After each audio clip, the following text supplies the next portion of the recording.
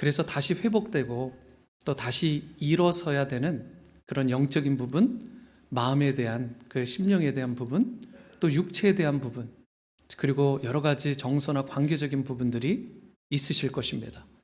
이러한 눌린 모든 부분들이 우리가 1주년을 맞이해서 특별히 이 교회론에 대한 부분들을 나누는 오늘의 이 말씀을 통해서 성전된 여러분, 또 교회된 여러분과 제가 다시 한번 일어서고 다시 한번 비상하는 놀라운 은혜가 이 말씀을 통해서 성령 안에 이루어지게 되기를 주님의 이름으로 축원합니다. 이동원 목사님, 지구촌 교회의 원로 목사님이시죠. 이번 9월, 지금 현재 한 6개월 후에 예정되어 있는데 잘 오셨으면 좋겠어요. 물론 이제 백신도 맞으실 테니까 여러분들도 그렇고, 지금 현재 9월 셋째 주에 오시기로 예정되어 계신, 어쩌면 한국 교회에서 가장 설교를 역사상 잘하는 분 중에 한 분이십니다. 모든 신학생들이 항상 이분을 설교에 가장 잘하는 분으로 수년을 뽑을 정도로 정말 굉장한 명설교자시죠. 이분이 여러 권의 책을 내셨어요. 정말 많은 책을 내셨는데 그 중에 한 권의 이름이 내 영혼의 내비게이션이라는 도서가 있습니다. 참 좋은 도서인데, 내 영혼의 내비게이션. 이 책에 보면은요, 참 재미있는 새에 대한 일화가 나와 있습니다. 이 새의 영어 이름이 Secretary Bird입니다. 무슨 새인지 아시겠죠? Secretary, 비서, 그리고 bird, 새입니다. 한국어로 하면 비서새인데 나중에 한번 기회가 되시면 한번 서치를 해보세요. 참 재밌는 새예요.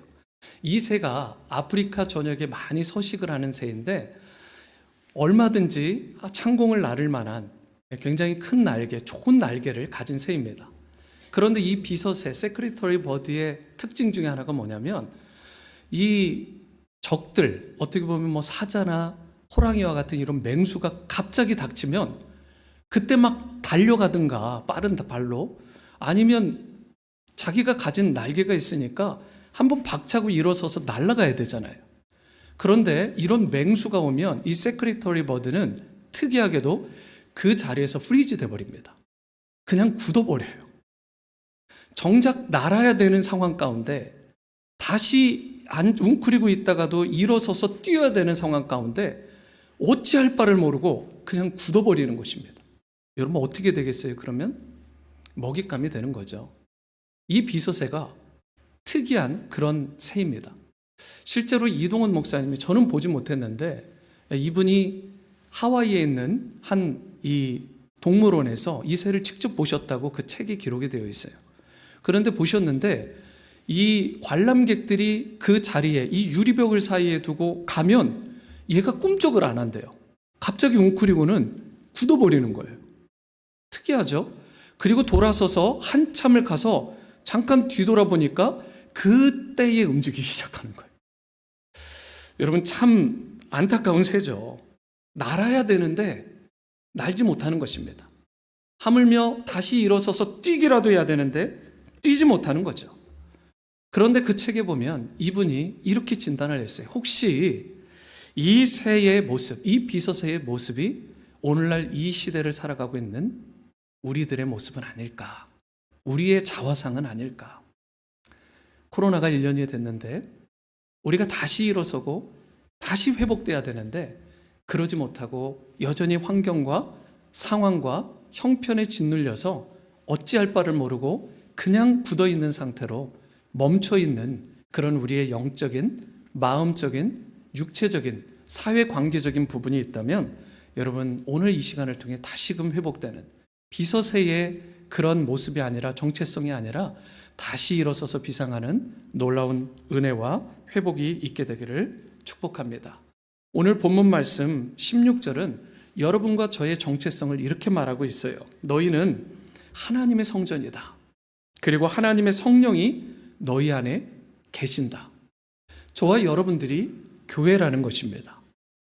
교회라는 것이 다른 것이 아니라 여러분과 저 한 사람 한 사람이 교회예요. 특별히 이 성전된 한 사람 한 사람이 모인 것이 바로 교회 공동체고 성령 공동체고 성도들의 공동체가 되는 것입니다.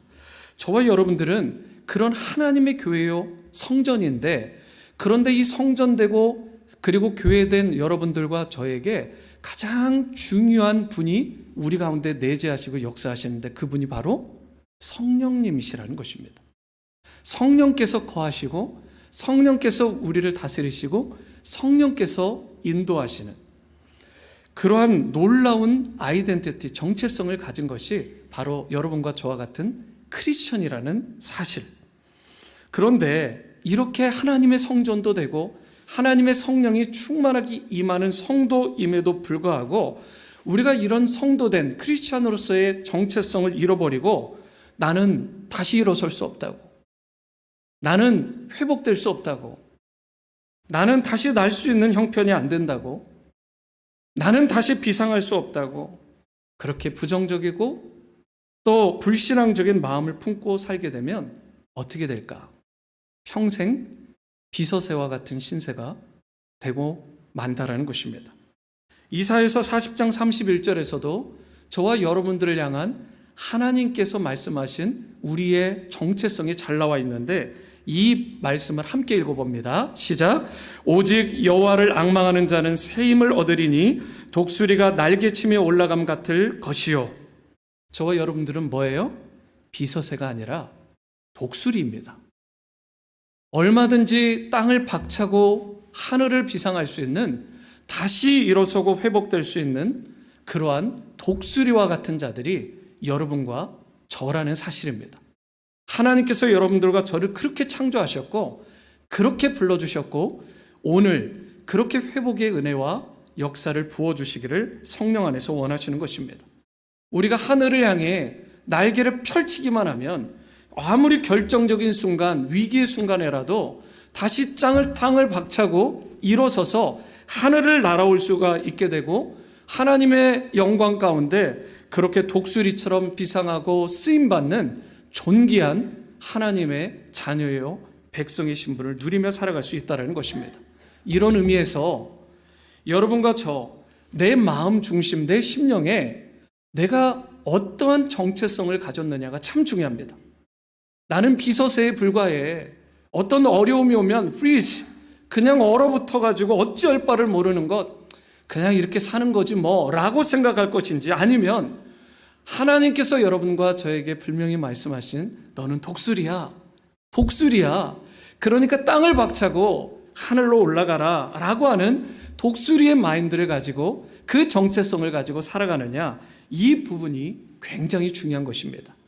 이 부분에 따라서 저와 여러분들의 삶의 방향이 그리고 맺게 되는 열매가 완전히 달라지는 것입니다. 마인드 하나에, 우리의 이 믿음의 고백 하나하나에 저와 여러분들이 완전히 달라져요. 여러분들 주위에서도 많이 보죠. 누군가가 굉장히 좋은 조건인데 환경이고 인맥을 갖췄고 그런 가문에 속한 사람인데도 그 삶이 그냥 웅크리고 계속해서 우울해하고 어찌할 바를 모르고 비상하지 못하고 점프하지 못하는 그런 사람들 주위에서 우리가 흔히 볼 수 있습니다. 여러분, 중요한 것은 누군가 어떤 조건을 가졌느냐, 환경이 있느냐가 중요한 게 아닙니다.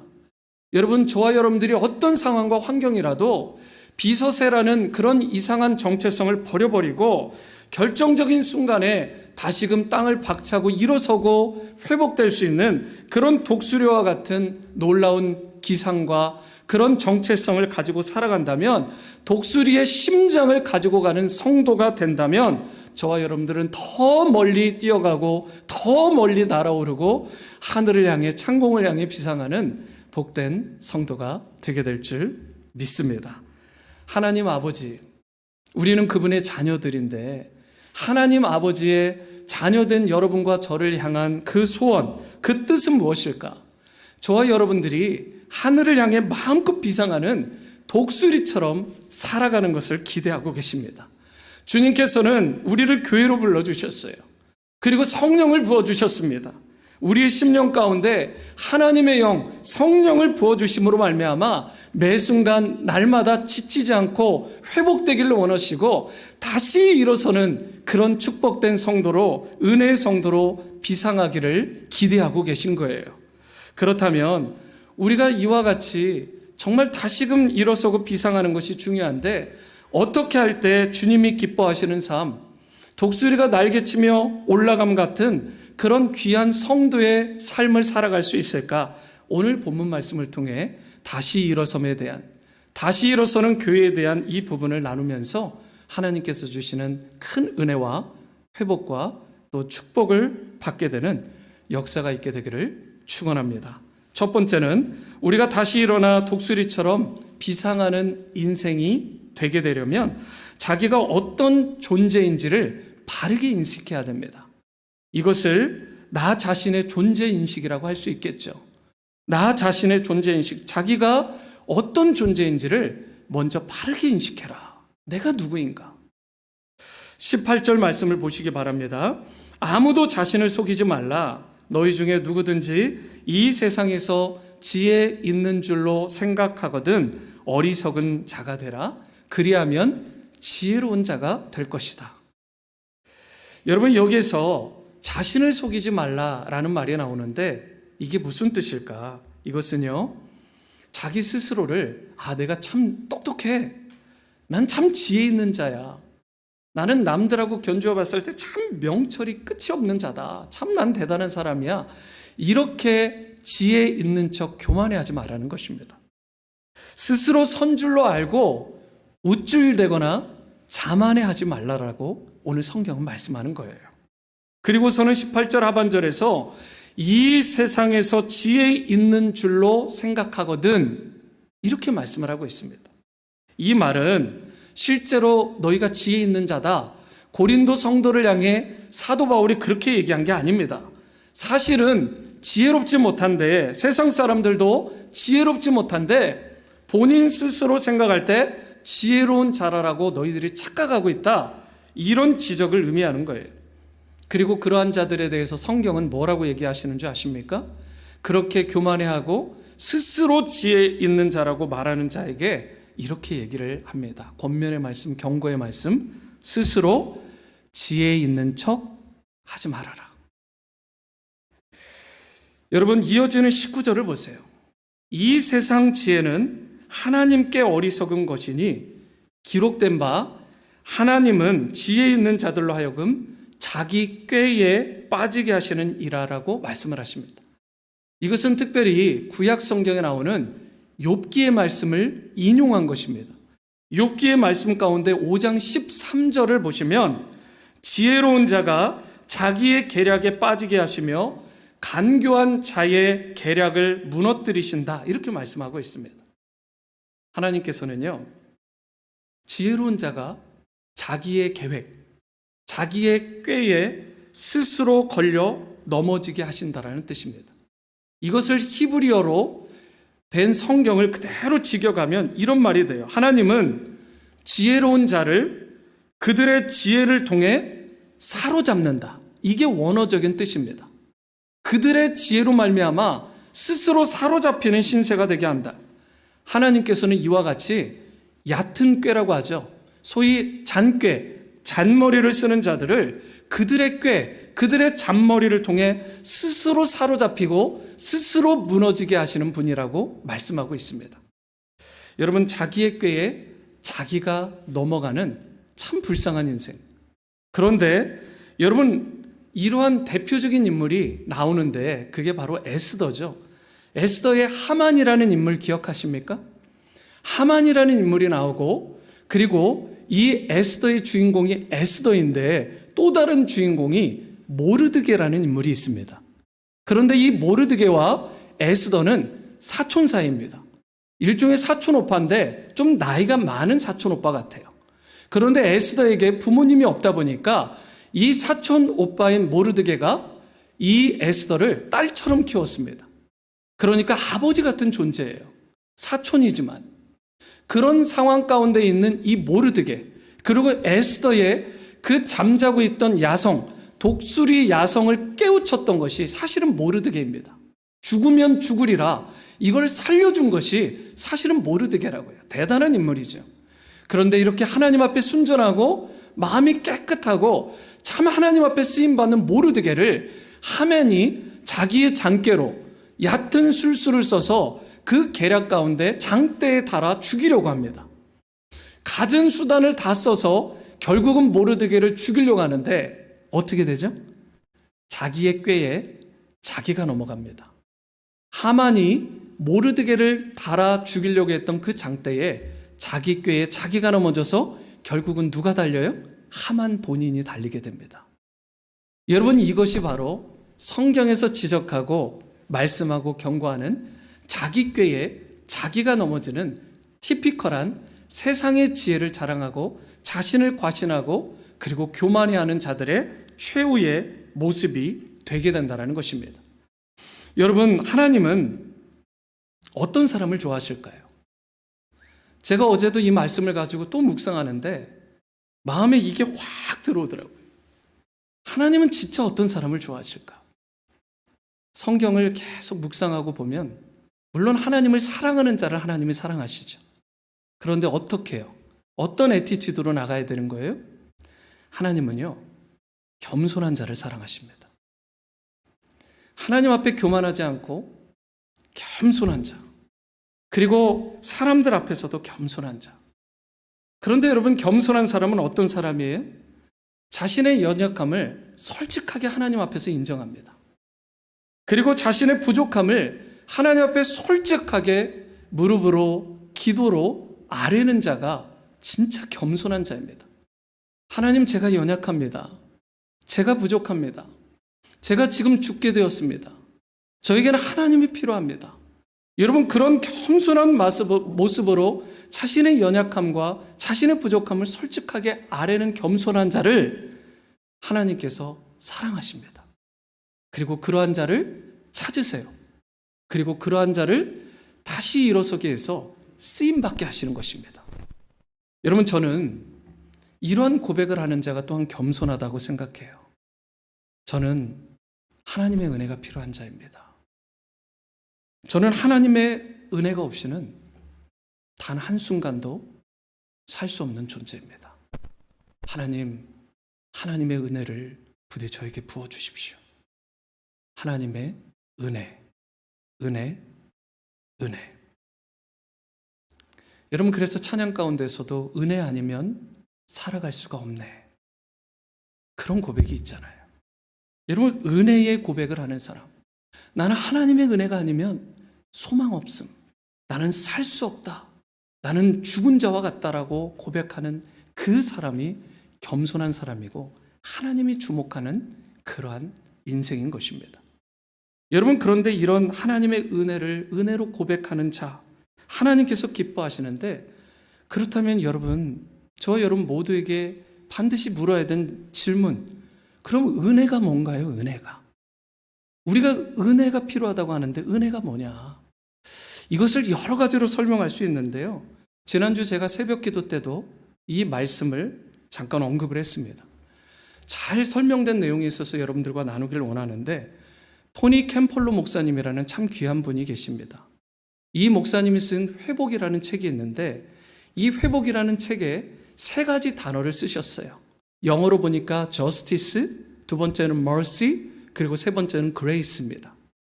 justice는 잘 아시는 것처럼 정의로 번역될 수 있고, mercy는 자비, 세 번째 grace는 은혜입니다. 여러분, 그런데 이것을 어떻게 이분이 우리 가운데, 특별히 이민사회 가운데 잘 이해할 수 있는 언어로 설명하셨냐면, 여러분들은 모르겠어요. 한 번도 법규를 위반해 보일 만한 분들이 없어서. 근데 저는 경험이 있습니다. 그게 뭐냐면 교통 티켓, 경찰에게 잡히는 거죠. 마음이 이렇게 철렁 내려앉잖아요. 자, 경찰에게 잡혔습니다. 속도를 5마일이든 10마일이든 15마일이든 오버를 해서 스피드권으로 예를 들어 잡혔다고 하죠. 그럼 누가 오죠? 이렇게 사이렌을 울리면서 경찰관이 옵니다. 교통경찰이 와서 문을 똑똑똑, 문이 안 열려 있으면 노크를 하기도 하고, 먼저 열어놓으면 묻죠. 드라이브 라이선스가 어디 있느냐, 또는 인슈런스나 여러 가지 등록증을 묻습니다. 그걸 딱 받아가지고는 그냥 자기 할 일 하듯이 가는 거예요.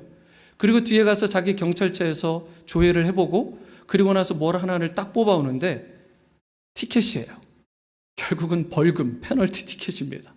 거기에 보니까, 여러분, 여기는 별게 아닌 것 같은데, 저기는 그 캘리포니아 쪽은요, 스피드가 5마일, 10마일만 넘어가도 살짝 걸리잖아요. 최소 비용이 390불입니다. 어마어마하게 비싸요. 그런데 그 티켓을 받고 나면 마음이 어떨 것 같으세요? 무너지죠. 그런데요, 경찰의 입장에서 보면 우리가 컴플레인할 수 없는 게 그냥 해야 될 일을 한 거예요. 그게 뭐라고요? 여러분, 정의라고요. 저스티스. 이 사람은 자기가 정의로운 일을 한 것입니다. 그런데 경찰이 왔어요. 갑자기 묻습니다. 안색이 안 좋아 보이는데 혹시 스피드를 낸 이유가 있느냐? 물으니까 내가 좀 화장실이 너무 급해서 평상시 그러지 않는데 오늘 좀 그렇게 됐다. 또는 내 지금 아내가 자녀가 지금 아프다고 연락이 왔는데 지금 빨리 가서 약을 전해줘야 되는 상황이 돼서 내가 그렇게 하게 됐다. 그러냐고. 그럼 내가 이해한다. 그러면서 워닝 티켓 받아보셨나요? 워닝만 주는 거예요. 그런데 이건 전혀 법적인 효력이 없습니다. 벌금도 물지 않아요. 경고증이에요. 경고장. 하나 주고 빨리 가보라고 돌려보냅니다. 이게 뭐예요? mercy라고요. 그런데 이 경찰이 와가지고 이번에는 혹시 뭐 필요한 게 없냐 물어요. 이게 무슨 일이야? 경찰이 잡아놓고 티켓을 끊어야 되는데 뭔가 왜 그러냐고 사유를 물어봐야 되는데 뭐 잘 묻지도 않아요. 그러더니 하는 이야기가 혹시 배고프냐고. 그래서 막 얼떨결에 그렇다고 하니까 자기 차로 가더니 던킨 도넛, 크리스피 크림 한 박스를요 가져다가 주는 거예요. 제가 지금까지 먹어본 가장 맛있는 도넛은 크리스피 크림이 막 나올 때, 남부 지역에서 굉장히 많은데 따끈따끈할 때 그 시간 기다렸다가 이 더즌으로 받는 거 진짜 맛있습니다. 그런데 여러분, 그 따끈따끈한 도넛을 이 사람이 묻지도 않고 주는 거예요. 다음엔 좀 조심하고 그렇게 했으면 좋겠다. 그리고 그냥 돌려보내는 거예요. 선물을 준 것입니다. 여러분, 이게 뭐예요? 그레이스라고요. 저스티스, 머시, 그레이스가 있는데 여러분, 이런 그레이스를 받아보셨나요? 저와 여러분들이 이미 경험했습니다. 값없이 주어지는 것. 자격이 없는데도 불구하고 주어지는 선물. 여러분, 그게 그레이스예요. 그게 은혜라고요. 여러분과 제가 범한 대로, 우리가 저지른 대로, 우리가 행한 대로 죗값을 치러야 된다면 여기에 있을 만한 분이 한 분도 없습니다. 저를 포함해서. 우리 모두는 소위 심판과 저주와 절망 가운데 그렇게 스올에 들어가야 될 존재들이 우리였다고요. 그런데 하나님께서 자신의 단 하나뿐인 독생자 예수 그리스도를 이 땅에 보내셨습니다. 아주 연약한 모습, 정말 볼품없어 보이는, 아무런 힘이 없어 보이는, 하늘의 왕이라고 부르기에는, 또 이 땅의 권세자라고 부르기에는, 메시아라고 부르기에는 너무나 초라해 보이는 연약하디 연약한 아이의 모습으로 이 땅에 오셔서 33년 동안의 삶을 통해서 마지막 순간 십자가에서 자기 자신을 달려 죽게 하심으로 죽을 수밖에 없었던, 죗값을 치르면 영원히 저주받고 절망밖에 있을 수 없었던 우리에게 선물을 주신 것입니다. 그분의 피값으로, 그분의 죽음의 대속으로 말미암아 우리에게 salvation, 구원이라는 도저히 이해할 수도 없고 갚을 수도 없는, 던킨 도넛, 크리스피 크림하고는 도저히 비교조차 할 수 없는 그런 놀라운 죄 사함의 은혜를 여러분과 저에게 부어주신 것입니다. 여러분, 이것을 이해할 수 있다라고 한다면 여러분, 우리 삶이 어떻게 달라질까? 이것을 받은 경험을 제대로 한 하나님의 이 은혜, 십자가의 은혜, 구속의 은혜, 죄사함의 은혜를 친정 경험한 은혜의 성도가 내가 된다면, 내가 교회라는데, 내가 성전이라는데, 여러분, 우리의 삶이 과연 어떻게 변화될 것인가? 하나님의 은혜, 값없이 주신, 선물로 주신 그 구원의, 죄사함의 은혜. 저와 여러분들은 그 은혜를 생각하면 감사하지 않을 수가 없죠. 감격하지 않을 수가 없는 것입니다. 이와 같은 하나님의 은혜를 알고 진정 하나님의 이 은혜를 경험한 자는 겸손하지 않을 수 없습니다. 하나님의 은혜를 경험한 자가 어떻게 교만할 수 있겠어요? 자기 자랑을 할 수 있겠어요?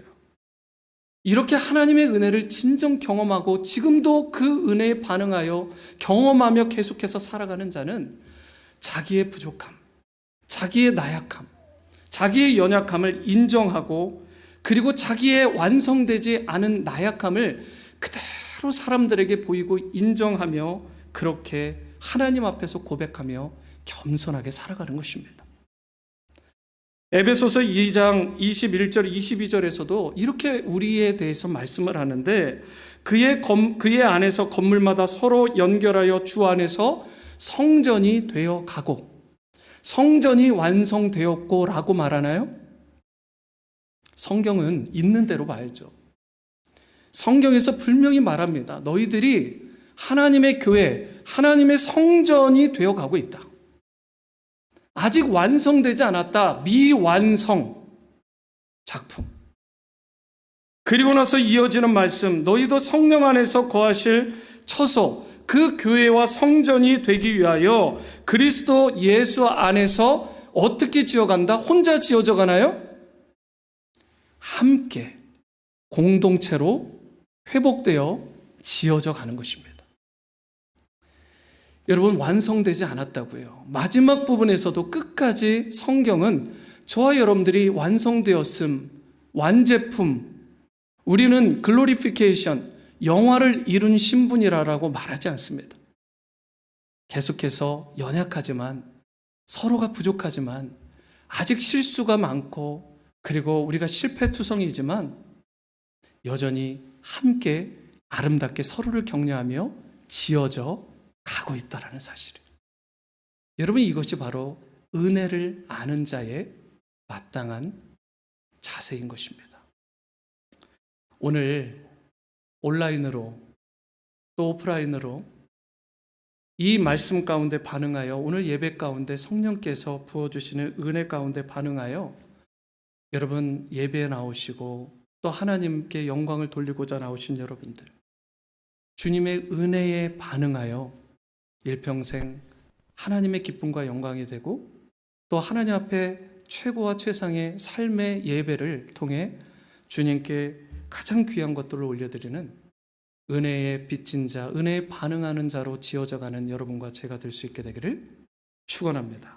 우리가 예수님을 믿고 성령이 임하셨다고 해서 우리는 여전히 완성된 것은 아니다라는 것이죠. 오랜 시간이 필요합니다. 주님 다시 오시는 그날까지, 우리가 그분 앞에 설 때까지, 그래서 항상 우리는 자신의 부족함을 인정해야 돼요. 우리는 연약하다. 날마다 자신을 쳐서 하나님의 말씀 앞에서, 성령 앞에서 자신의 부족함을 쳐서 복종시킬 때, 그때 한 단계 한 단계 조금씩 우리가 하나님이 거하실 만한 교회로, 성전으로 우리가 지어져 가게 되는 것입니다. 우리가 오랜 시간 나는 미완성이다, 어차피 우리 모두는 미완성이다, 그런 작품이다 라고 생각한다면 서로를 용납하고 서로를 용서하고 받아주고 품어주고 세워주면서 함께 가는 것에 은혜의 빚진 자답게 서로 그렇게 아름답게 살아가야 되는 것입니다. 그러므로 나 자신이 내가 어떠한 존재인가, 이러한 부분들을 바르게 인식하고 하나님의 그 크신 은혜를 구하며 그 은혜에 반응하여 저와 여러분들이 겸손하게 무릎으로 기도하며 하나님 앞에서 다시 일어서는, 그리하여 앞을 향해 전진해 나가는 여러분과 제가 될 수 있게 되기를 축원합니다. 두 번째이자 마지막은 우리가 하나님의 성전다움을 회복하고 또 다시 일어서고 다시금 비상하는 그런 인생이 되려면 주님이 모든 것을 준비해 주셨다, 주님께서 모든 것을 예비해 두셨다라는 사실을 우리가 믿고 신뢰해야 된다는 것입니다. 21절 말씀을 보시기 바랍니다. 그런즉 누구든지 사람을 자랑하지 말라. 만물이 다 너희 것이다. 여러분, 뒤가 참 좋지 않아요? 뒤에 말씀, 만물이 all creature, 모든 것들이 다 너의 거야, 다 나의 거야, 이렇게 말씀하고 있다고요. 여러분, 그런데 앞에 말을 빼먹으면 안 되죠? 그런즉 누구든지 사람을 자랑하지 말아라. 이게 또 무슨 말인가? 여러분, 사람을 자랑하지 말라라는 것은 1차적으로 2차적으로 의미를 좀 나눠서 생각해 볼 수 있는데, 먼저 이 본문 자체에서 말하는 그 협의적인 좁은 의미는 고린도전서 1장 기억하시죠? 나는 바울파야, 나는 아볼로파야, 나는 게바라고 불려지는 베드로파야, 그렇게 누구누구 파라고 불려지면서 나는 그 사람한테 침례를 받았다, 나는 그 사람한테 사사를 받았다, 나는 그 사람이 처음에 이 교회를 개척할 때 개척 멤버였다. 실제로 그런 일들이 초대교회, 특별히 고린도 교회에 있었다고요. 그런데 그러한 부분들 가운데 나는 누구에 속했다, 그 속한 사람이나 그리고 나는 속한 것으로 말미암아 이런 사람이라고 우쭐대거나 교만해하는 것들, 사람 자랑하는 것을 그만두어라 라는 뜻입니다. 그러면서 두 번째로 광의적으로 넓게 말하는, 사람 자랑하지 말라는 말의 핵심이 뭐냐면 십자가에 달리신 오직 예수 그리스도만 자랑하라는 뜻입니다. 사람 자랑하지 마라.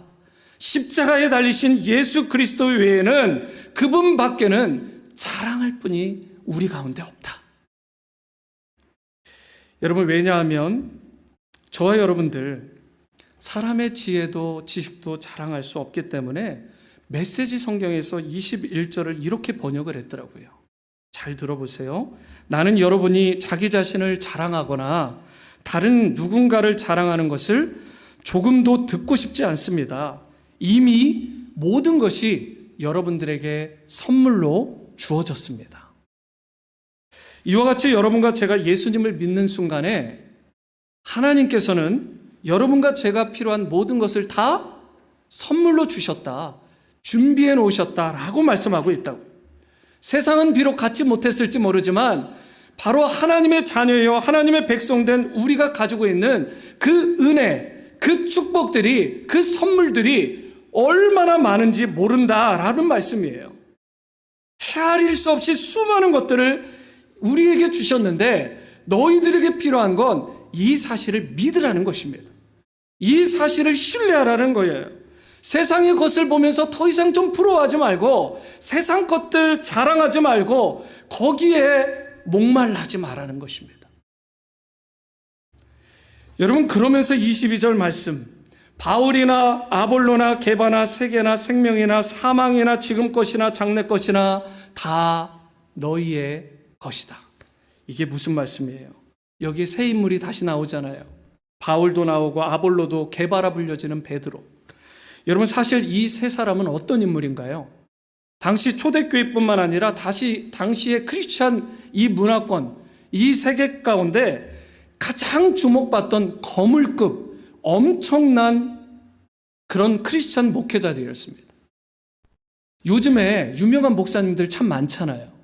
그렇죠? 이름을 댈 만한.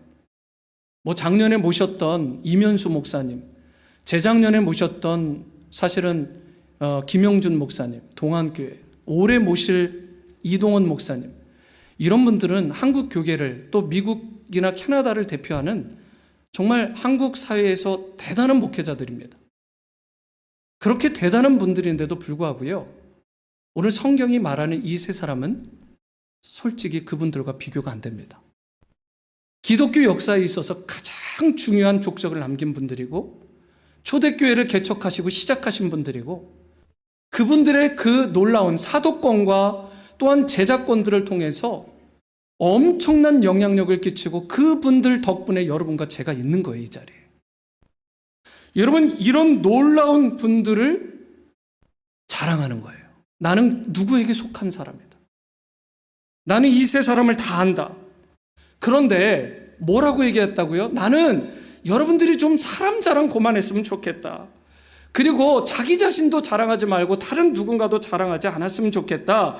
하나님은 여러분과 나에게 필요한 모든 것을 다 주셨다. 그러면서 하는 이야기가 오늘 본문에 보면 하나님이 사실은 너희를 위해서 그 초대형 목회자, 그 엄청난 목회자들을 사실을 너희에게 주신 거야. 요즘 여러분 방송을 틀면 대단한 목사님들 설교 다 들을 수 있습니다. 그런데 그분들이 그냥 쉽게 얘기하면 그분들을 위해서 여러분들을 주신 게 아니라 그분들이 속한 그 교회 또는 방송 청취자들을 그 대단한 목사님들을 위해서 주신 것이 아니라 그 목사님들을 여러분들을 위해 주셨다고요.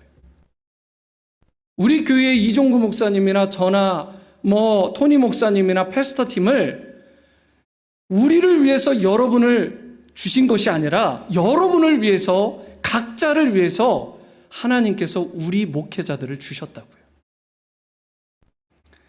여러분들 이런 마인드가 성경에서 반드시 필요해야 되는 말씀입니다. 다 주셨어요. 엄청난 목회자들의 설교 그리고 그 좋은 신앙서적 왜 이런 것을 주셨을까? 나를 위해 주셨다고요. 날 너무 사랑하시니까 코로나 팬데믹 가운데 쓰러지지 말라고 회복되라라고 다시 일어서라고 교회 목회자들 보내주시고 선교사님들을 부어주시고 엄청난 프리처들을 여러분들에게 붙여주신 거예요. 다 누구를 위해요? 여러분을 위해. 짧게 얘기해보면 좁게 얘기해보면 나를 위해 주셨다고요. 나를 위해. 여러분 이것을 아멘으로 받으시기 바랍니다. 거기다가 이 말씀에 그런 위대한 목회자들도 그렇지만 설교자들도 그렇지만 세계나 온 세상을 다 너에게 주셨다. 그러면서 뭐라고 해요? 생명이나 사망이나 현재일이나 장래 곧 미래일이나 모든 것을 하나님이 예비하시고 너를 위해 교회된 너희들을 위해 준비해 주셨다라고 약속하셨어요. 이걸 믿으면 이걸 신뢰하고 정말 아멘 하면서 선포하며 프랙티스하며 살아가면 이 사람이 독수리고 전혀 느낌도 오지 않고 마음의 감동도 되지 않고 신뢰가 되지 않으면 여전히 우리는 이 코로나 팬데믹이든 이게 있든 없든 상관없이 우리는 비서새처럼 살아가게 되는 것입니다. 사랑하는 성도 여러분, 하나님께서 여러분과 저를 위해 다 너희를 위해 준비하셨다는 이 말씀. 창세기를 보면요, 하나님께서 우리를 창조하실 때, 인간을 창조하실 때 어떻게 창조하셨죠? 잘 묵상해 보세요. 어떻게 창조하셨어요? 월요일부터 소위 금요일까지 5일 동안 다 모든 것을 창조해 놓으시고 6일째 되는 마지막 날에 세상의 모든 만물과 해와 달과 먹을 거, 입을 거, 거기에다가 모든 각종 좋은 풍경과 경치, 누릴 수 있는, 즐길 수 있는 세상의 각종 좋은 것들을 하나님 다 예비해 두시고 준비하시고 나서 흙으로 빚으시사 생기, 성령을 불어넣어 주셔서 여러분과 저와 같은 생령이 된 인간을 만들어 주신 거예요. 어떻게 해요? 사람 만들어 놓고 야 마음대로 살아가. 그냥 원래 인생 그런 거야. 그렇게 버려두지 않으셨다고. 다 준비해 주셔요. All creation. 여러분 하나님은요 심지어 생사에 대한 것, 사느냐 죽느냐까지도 다 우리를 위해서 예비해 두시고 현재 일어날 일, 장래에 일어날 일들 앞으로 여러분들 이 믿음을 가지세요. 지금도 그렇지만 앞으로 정말 좋은 일들이 펼쳐질 것이다. 할렐루야. 장래에 가장 좋은 것들, 이 코로나 곧 지나갈 것이고 그리고 모든 각종 좋은 것을 주셔서 어떤 성도님의 그 기도 제목처럼 100배, 60배, 30배의 엄청난 결실을 맺게 되는 올 한 해와 앞으로 나의 삶, 나의 자녀, 우리 공동체와 가정이 될 것이다라는 이 믿음의 선포가 여러분과 저에게 독수리와 같이 일어나게 되기를 축원합니다. 여러분 회복돼야 돼요. 다시 일어서야 됩니다.